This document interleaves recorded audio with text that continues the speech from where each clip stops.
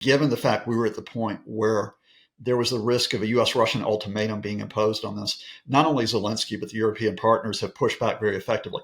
First of all, they got Rubio in. They got Rubio in to undercut that Kremlin proposal. And I won't go into details for time as to how they did it, but it pushed it back at the start of November. Then what they did is they got back to the narrative, which is the narrative of ceasefire first.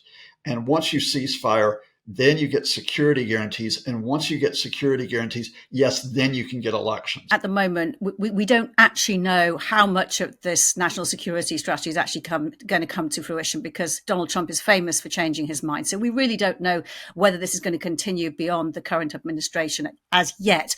If I could just bring it back to the business side of things, and specifically with regard to Ukraine, according to the Wall Street Journal, the Trump administration has given its European counterparts a series of documents setting out plans for Ukraine's reconstruction and Russia's economy. And the documents reportedly include plans for US financial firms and other businesses to use around $200 billion worth of frozen Russian assets for projects in Ukraine, setting out a vision for bringing Russia's economy in from the cold.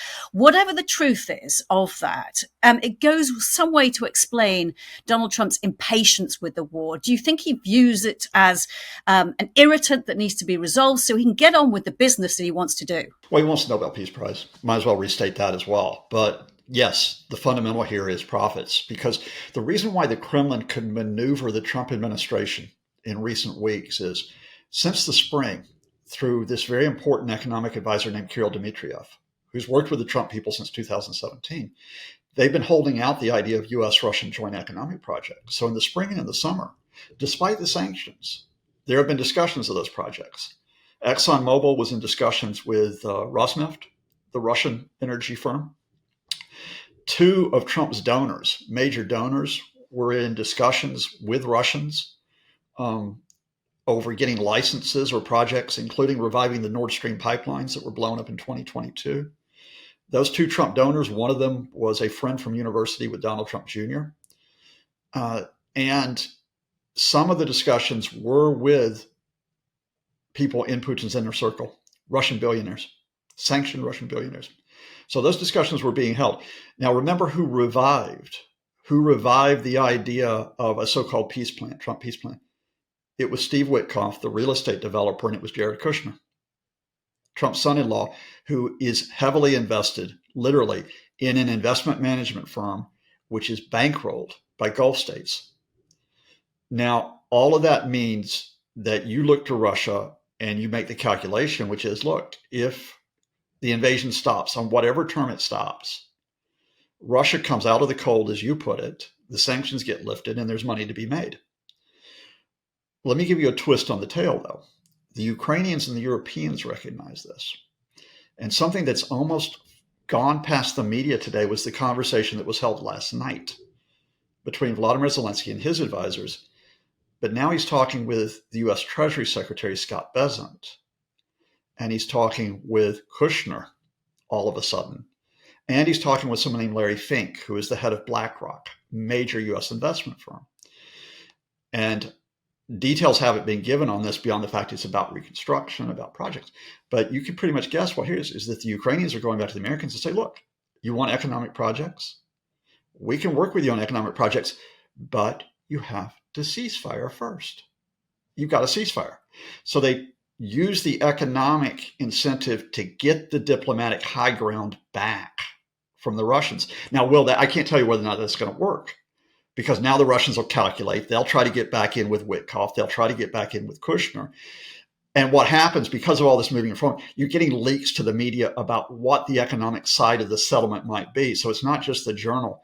David Ignatius, who's a longtime columnist in the Washington Post, who is very closely linked to State Department, he's got a variant on that about how much money is for Ukraine's reconstruction and who can get their hands on it. How cleverly, how deftly do you think President Zelensky has been holding the diplomacy of all this? Because if you factor in what you've just said, and also factoring that he has offered to find a way to hold elections to counter that argument by Donald Trump that he's only allowing the war, he wants the war to keep him in position, that he's actually putting it back in his face and calling his bluff. I mean, how well do you think he's handling what is an extremely difficult situation situation. Yeah, well, let me add the caveat where he's mishandled things, though, badly, which contributed in being a situation. That's the corruption issue in Ukraine.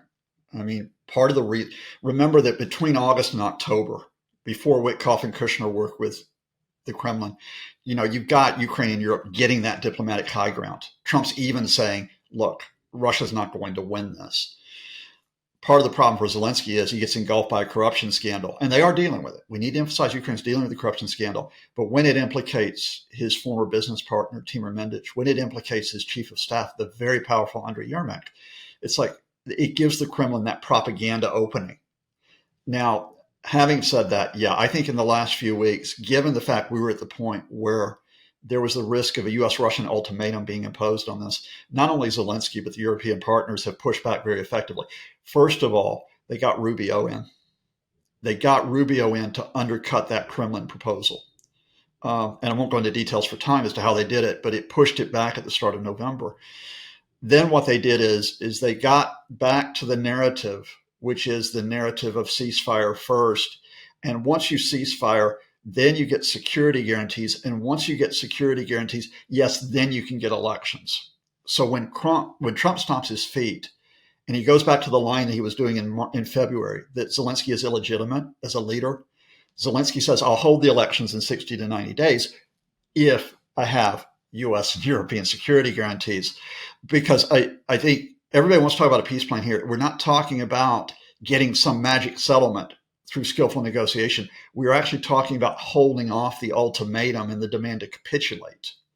And that's where I think what has happened, especially since Monday, has been very important. But what's really interesting also is that demand to capitulate has got louder, and it's been articulated even by the Russian ambassador to London in the last 24 hours, saying, it's time for Ukraine to surrender. I mean, you could argue that they're becoming even more intransigent, and that, it's either we're going to gain what we want by diplomacy or we're going to just carry on fighting. Well, for two reasons. One is they think they have an opening.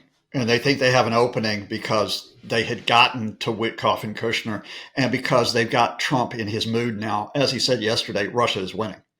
And he said, Zelensky must accept he's losing. That variant of the Zelensky has no cards infamous comment from earlier this year. But the second reason why they're doing it is they're time limited. And I know the comments we're going to get. Hi, everybody. I can anticipate what you're going to say. We're not saying Russia is going to collapse economically, but we're saying that Russia has got constraints, serious constraints on the invasion. The quick caveat here is the Institute for Study of War updated this week on how much territory Russia has taken this year in Ukraine. It's less than 1%. It's 0.9 of 1% at a cost of 400,000 casualties. Russia still has not taken the town of Pokrovsk that we've been watching for 17 months in the Donetsk region.